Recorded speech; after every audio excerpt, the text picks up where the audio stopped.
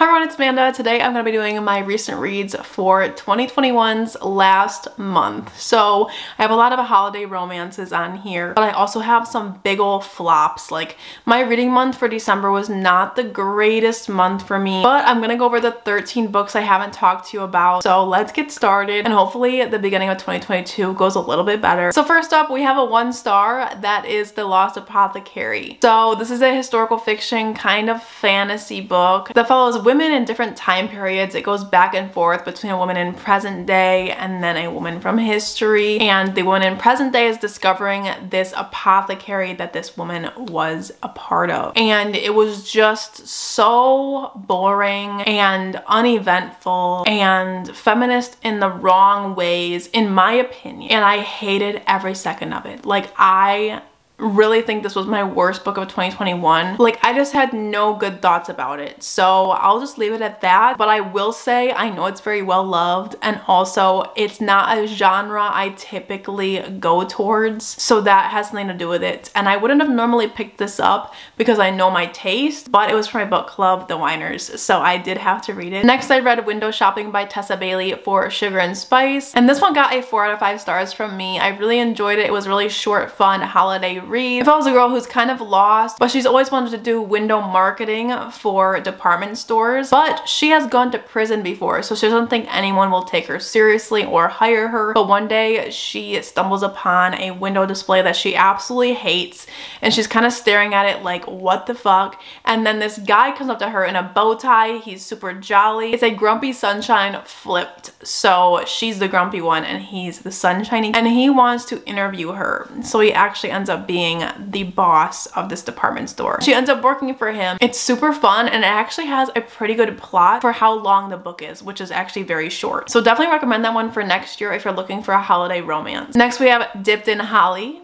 This one was so worth the read, y'all. Like, it's a little short novella. I read a lot of these, so I'll have a lot of these coming up, but this one was a 5 out of 5 stars from me. Now, I do rate novellas a little bit differently than full-length books. If I just thought it was a good steamy time and I had a blast reading it, I pop a 5-star on it, and then that's just how it goes. And then if I don't really like it, it's like a 3, and if I hated it, it's a 2 or 1. Whatever. It's kind of like anything goes for me with novellas, but if I loved it, it gets a 5-star. And I love this one. It's an age gap, and this girl's at a bar and she has her ex-boyfriend over there, and then the bar owner starts making her drinks and he kind of says F you to her ex-boyfriend in the best of ways, and then they end up having this whole night together. It is stunning. It has Daddy King if you're into that. It was honestly so good. I love this author so much. And on the same kind of trend, we have Melt for Us, which is the second book to Scream for Us, which is a spooky novella that's smutty. And this one was so much better. I rated the first one, Scream for Us, 3 stars. Like, I didn't love it. It was just like a fun time. It's like a reverse harem. And the second one was so much better. And she's actually writing a full-length book with these characters that will take place from Halloween to what we read in this novella. And I'm so excited for it because this one really was so good. Like, I don't know if I was in a better mood while reading this one or something, but this one just hit different. But basically it just follows this girl and a bunch of guys banging, and it's really hot and steamy. And the scenes in here were really fun. Like, one time they come out in just Santa hats and nothing else. And if that's not a vibe, I don't know what is. Then I read His Christmas List by T.L. Swan. This is another Christmas novella that I thought was really, really good. I think I rated it 5 stars as well. It follows a girl who is going on a business trip, and she's in Alaska, I think it is. And she ends up just having a bunch of series of unfortunate events happen to her. And she ends up renting a car because her plane got canceled and all this stuff. And when she rents a car, they're like, oh, be careful, you know, it's raining outside. And she's like, oh, it's just rain, whatever. But you know, rain in this town is not the same. So she ends up being stuck on the side of the road. This guy comes over from a cabin and says he saw headlights, and then he was worried, so he came out. He agrees to take her to the hotel she's meant to stay in, but that hotel is closed. So he says, okay, you have to stay with me then. So she has to stay with him and they end up forming this bond, and it's really fun to read about. I wish it was a full-length novel though, because obviously the character development goes really fast, but I think these characters would be so fun as a full-length novel. It was just really good, and I really liked how the novella showed some character development, and it's really hard to do that in only like 60 to 90 pages. So definitely recommend this one. It was just such a fun time with more plot than I've seen in a lot of smuttier novellas. Then we have Stuffed, which was a Santa smut that I read, and I didn't exactly love this one. I rated it 2 stars. Like, it had some fun elements. It follows a bunch of couples and people over the course of Christmas Eve, where Santa just brings a bunch of people cheer. And by cheer, I mean his pull. It was fun, but I don't know if I'm into the Santa thing. Like, I know I probably wouldn't be, but I can confirm I don't think I'm into the whole Santa moment. So I got a 2 star from me. Then we have Christmas on the 13th Floor, which was so hot, like the hottest one. So we have a really grumpy boss, and it's an office romance. If you like The Hating Game, you'll love this novella because it has like the whole elevator scene, but it's way steamier and hotter. Yeah, it has kind of 50 Shades of Grey vibes. I had to come up with a pitch. I'd probably do The Hating Game meets 50 Shades of Grey. Smack it together in a novella and you have a really fun time. Then we have the Holiday Xfiles, which was the hugest flop of the year in terms of holiday romances. Holy shit, it was so bad. It makes me want to just drop kick the book across the room. I absolutely hated it, and I gave it away as soon as I read it. It was so horrible. Like, I couldn't believe this was actually a book that was written.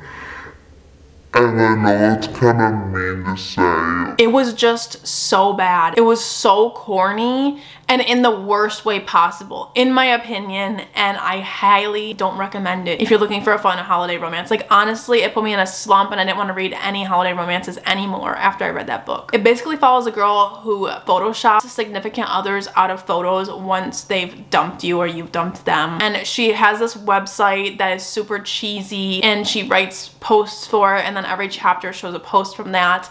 And supposedly the guy that she's supposed to fall in love with is like her ex-husband's best friend, and it's just not believable in any way. I didn't care at all.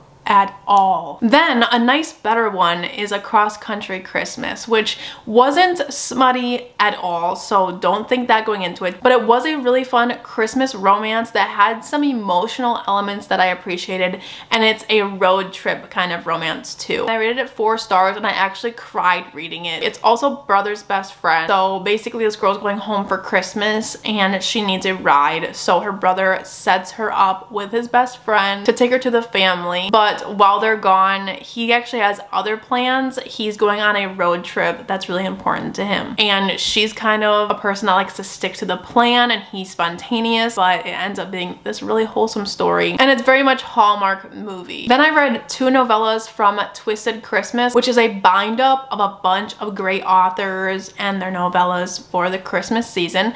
They're not very Christmassy, so I honestly will be reading them throughout the year because they're not super holiday themed. They just have Christmas woven into it, like maybe they're celebrating at the end or something like that, but it's not just solely based around Christmas. From what I've read, I've only read 2.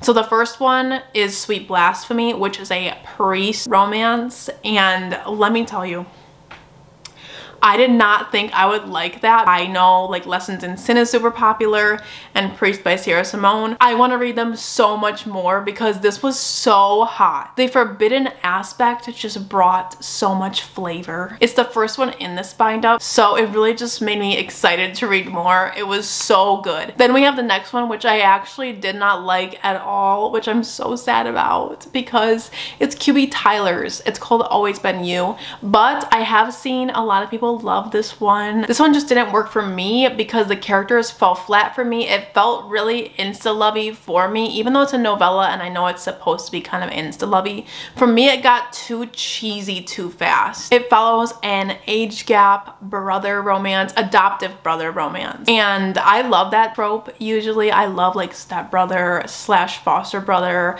adoptive brother, you know, any of that.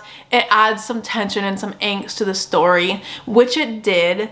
it was just for me, the cheesiness I couldn't look past. But I think this would be a really great full-length novel, and I'm looking forward to reading more of QB Tyler in 2022. I have Love Unexpected and Love Unconditional, so I'm looking forward to seeing what she does with her full-length novels. So those are all the holiday romances. Next, I read North of the Stars by Monica James, and this one was just such a disappointment. I mean, I rated it 3 stars, so it was just like fine, and I didn't hate it or anything, but it really was supposed to be so amazing in my head because it's a Viking romance in the medieval times, which I love that time period, and I thought it was gonna be so good. And it was entertaining, don't get me wrong. It follows this princess and her father lets her save one prisoner, and she chooses a really high Viking scarf, and then she ends up having feelings for him. It's a huge age gap. He teaches her how to fight because she really wants to learn how to fight, and then they kind of grow up together, and he does live and ends up being kind of a prisoner to the king. So he ends up teaching the kingdom how to fight like the Vikings do so that they can win the war. Princess Emmeline gets split up from Scar and ends up meeting one of his brothers, and he is another person she's attracted to. He's also a Viking, and so it has kind of a love triangle going on. I like Ulf because he's not as horrible as Scar. Scar is basically just playing the field the whole time, just like fucking everybody in front of Emmeline and all this shit, and then Ulf actually seems to care for her. So I guess maybe I'll pick up the second one because I was intrigued. So I would give another book a shot, but it was a 3-star for me. I will say it is very dark and has a lot of trigger warnings, so please know this. It has very descriptive violence, which made me cringe a lot. And then lastly, I have 2 5-stars, so this is good to end the video on. First one is The Fine Print by Lauren Asher. It was in my top of 2021. This involves a boss employee romance, a grumpy sunshine. It's set in a Disney World type theme park, and our hero's grandfather just passed away,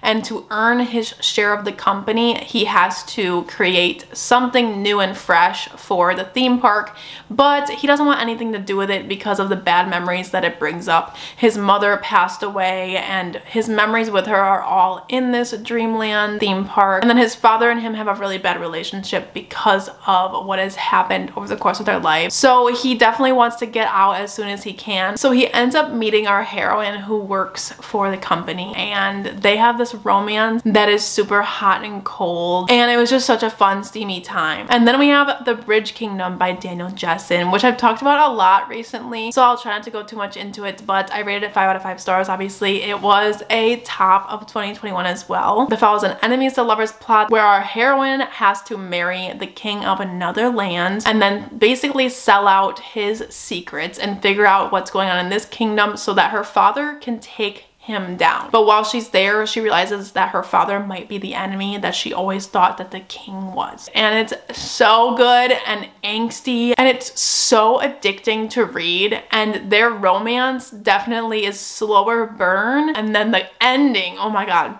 the freaking cliffhanger. Definitely recommend this one if you're into fantasy romance or if you want to give fantasy romance a shot. So yeah, those are all the books for my remainder of 2021. I will have recent reads coming out once again in 2022. So be sure to hit the like and subscribe button down below to support my channel. But I hope you have a good first week of the new year, and I'll see you in my next one. Bye guys.